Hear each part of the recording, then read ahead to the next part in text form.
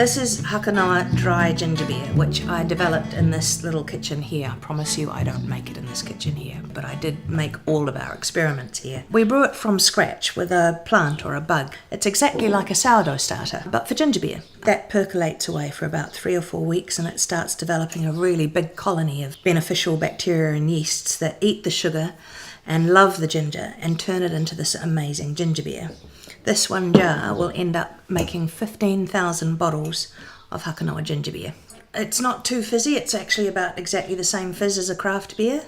And we brew from scratch. We use fresh root ginger, organic fair trade raw sugar, organic sultanas, filtered water, a bit of fresh lemon juice, and that's it. No preservatives, nothing artificial, and there's under 20 grams of sugar in every serving. That's just over 5 grams per 100 ml. That's really low. It's got a really crisp, floral, super quenchy note that comes from the fermentation with the bug. Just like sourdough bread has all those interesting tangy flavours, our ginger beer has some really interesting tangy flavours as well. Because we brew our ginger beer, that's actually fermented from scratch, there's a tiny residual amount of alcohol, just like you'll find in kombucha, in sauerkraut, even in a ripe banana. It's certainly not enough to intoxicate anyone. There's a legal limit for a brewed soft drink, which is 1.15%, and we stay well under that.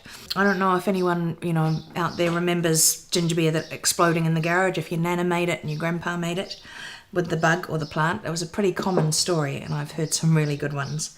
There was the parents who made their first batch of ginger beer and stored it under the bed, and it all blew up in the middle of the night. They didn't make a second batch. And there was the guy that used to approach his garden shed with an open suitcase, kind of held like a shield to stop the broken glass hitting him. To avoid all of that, originally all of our Hakanoa ginger beer was in a plastic bottle. So if someone didn't keep it in the refrigerator like they were meant to, it would just swell up to the size of your head. And they got quite, at least they wouldn't take your eye out, which one of these exploding would do. But it really wasn't a very viable option for commercial production. So we eventually came up with a way of preserving it using pasteurization, and it took 26 goes before it tasted right. We also make a beautiful lime and chili ginger beer, and I invented this one especially for sober drivers. There's extra citrus in here, so the lime hits your palate first, then the ginger, and then the chili rocks up a bit later. It's not a real big wallop of chili, it's more of a tickle, and it's just enough to keep it interesting, so I don't get bored, I don't drink it too fast, I don't slosh my way back to the car with the 10 litres of soda in me, still feeling strangely thirsty. It goes really well with food. It's great with fish and chips or a curry or a taco.